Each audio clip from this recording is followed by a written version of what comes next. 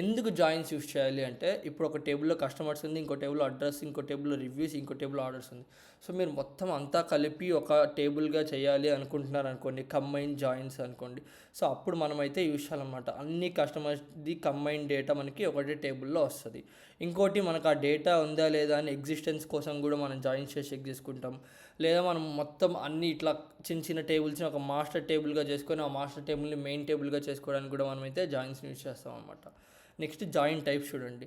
So ఇది ఏ అనేది ఒక టేబుల్, బి అనేది ఒక టేబుల్, ఇది సపరేట్ ఉంటే ఇది నో జాయిన్ అంటారు. సో నేను మీకు కింద చూపిస్తాను. ఇట్లా జాయిన్స్ అయితే ఉంటాయని మీకు ఒక డయాగ్రామ్ రూపంలో చూపిస్తున్నాను. ఇది లెఫ్ట్ టేబుల్, ఇది రైట్ టేబుల్ అనుకోండి. ఈ మధ్యలో మ్యాచ్ అయ్యే డేటానే మ్యాచింగ్ డేటా అనమాట. అది ఒకవేళ ఇప్పుడు ఇక్కడ ఒక సర్కిల్, ఇక్కడ ఒక సర్కిల్ ఉండి ఈ డేటా ఈ రౌండ్లో కూడా మనకి సెలెక్ట్ చేస్తే right data plus left data plus matching data కదా. సో అప్పుడు మనకి అది లెఫ్ట్ జాయిన్ అవుతుంది అనమాట. అదే మనకి ఇక్కడ మ్యాచింగ్ డేటా సెలెక్ట్ చేయకపోతే యాంటీ జాయిన్ అవుతుంది అనమాట. అన్మ్యాచింగ్ డేటా ఒక్కటే తీసుకుంటాం మనం.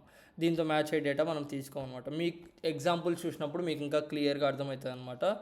సో మనం రెండు టేబుల్స్ని సపరేట్గా తీసుకోవాలి ఏం లేకుండా అంటే నో జాయిన్. అదే ఇన్నర్ జాయిన్ అంటే మనం ఓన్లీ లోపల మ్యాచింగ్ డేటా మాత్రమే తీసుకుంటాం. ఇలా ఉన్నప్పుడు ఇక్కడ మ్యాచ్ అయ్యే డేటా తీసుకునేది అది ఇన్నర్ జాయిన్ అనమాట. ఓన్లీ రెండు టేబుల్స్ నుంచి మనం మ్యాచ్ అయ్యే డేటా మాత్రమే తీసుకుంటాం. అదే లెఫ్ట్ జాయిన్ ఏంటంటే ఇక్కడ ఇలా ఒక రెండు టేబుల్స్ ఉన్నప్పుడు మనం matching data plus left side ఉన్న తీసుకుంటే left join, matching data plus right side టేబుల్ని సెలెక్ట్ చేస్తే అది రైట్ జాయిన్ అవుతుంది అనమాట. అదే ఫుల్ జాయిన్ అయితే మనకి రెండు టేబుల్స్ని సెలెక్ట్ చేసి ఒక బిగ్ జాయిన్ లేదా ఒక మాస్టర్ టేబుల్గా కంబైన్ చేయడానికి మనం ఫుల్ జాయిన్ అంటాం అనమాట.